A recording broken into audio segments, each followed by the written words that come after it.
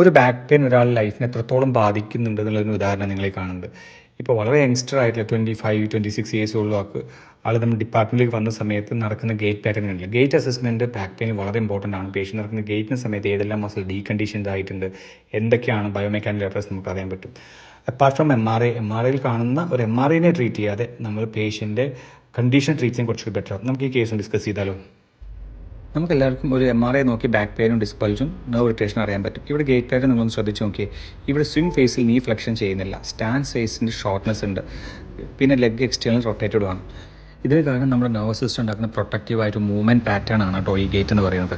ഇനി നമുക്കറിയാം disc bulge ഉണ്ടാകുന്ന സമയത്ത് നമുക്ക് മെക്കാനിക്കൽ കംപ്രഷൻ ഉണ്ടാവും, ഇൻഫ്ലമേഷൻ ഉണ്ടാവും. അതോടൊപ്പം നമ്മൾ ഡീപ്പ് സ്റ്റെബിലൈസേഴ്സ് ആയിട്ടുള്ള മൾട്ടിഫിഡസ്, ട്രാൻസ്വേഴ്സ് അബ്ഡോമിനസ് ഇതൊക്കെ ഒന്ന് ഇൻഹിബിറ്റ് ആവും. ഇതിനെ കോമ്പൻസേറ്റ് ചെയ്യാൻ വേണ്ടിയിട്ട് ലാർജ് സൂപ്പർഫിഷ്യൽ മസിൽസ് എന്ത് ചെയ്യും, ഒന്ന് ടൈറ്റ് ആവും. റാദർ ദാൻ ഒരു ട്രൂ സ്റ്റെബിലിറ്റിക്ക് പകരം എന്ത് ചെയ്യും, ഇത് നല്ല ടൈറ്റായിരിക്കുക ചെയ്യുക.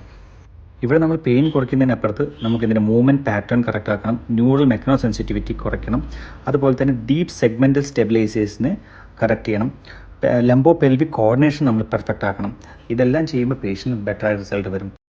ഇപ്പോൾ നിങ്ങൾക്ക് പേഷ്യൻറ്റ് വന്ന സമയത്തും ആൻഡ് ഫൈനൽ സ്റ്റേജിലുള്ള ഗേറ്റ് പാറ്റേൺ ശരിക്കും കണ്ട് മനസ്സിലാക്കാൻ പറ്റും പേഷ്യൻറ്റ് എത്രത്തോളം റിക്കവർ ആണെന്നുള്ള കാര്യം.